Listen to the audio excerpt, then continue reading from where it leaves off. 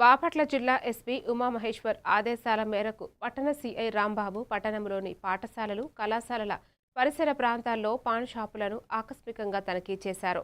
విద్యా సంస్థలకు 500 మీటర్ల పరిధిలో గుట్కా, పొగాకు ఉత్పత్తుల విక్రయాలు జరగకూడదని ఆయన స్పష్టం చేశారు.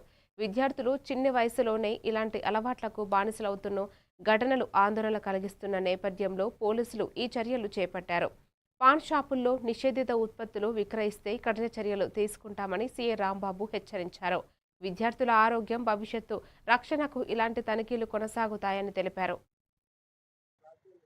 విద్యాలయాలు ఎక్కడైతే ఉన్నాయో దానికి దగ్గరలో 100 గజాల లోపు ఉన్నటువంటి ఈ సిగరెట్స్ అమ్మేటువంటి బంకుల మీద సోదా చేసి వారిపైన కోప్టా 6A లేదా కోప్టా 6B ప్రకారం 200 రూపాయల జరిమానా వాళ్ళకి విధించడం జరిగింది.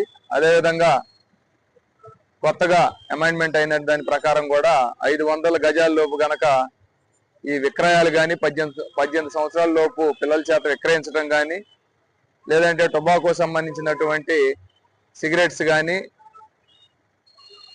మరే ఇతరైనటువంటి వస్తువులు కానీ అమ్మటం కానీ లేదంటే కొనే విధంగా చేయటం కానీ జరగకూడదు. వాటిపైన సెక్షన్ 6A లేదా సెక్షన్ 6B ప్రకారంగా వాళ్ళకి 200 రూపాయలు జరిమానా విధించి వాళ్ళకి కౌన్సిలింగ్ విధించడం జరుగుతుంది. దయచేసి అందరూ అర్థం చేసుకోవాలి. ఎక్కడైతే విద్యాలయాలు ఉన్నాయో దాని చుట్టుప్రక్కల సరౌండింగ్ లో 500 యార్డ్స్ వరకు కూడా ఇది అమల్లో ఉంటుంది. అందరూ కూడా ఆ పరిధిలో ఉన్నటువంటి బడ్డీ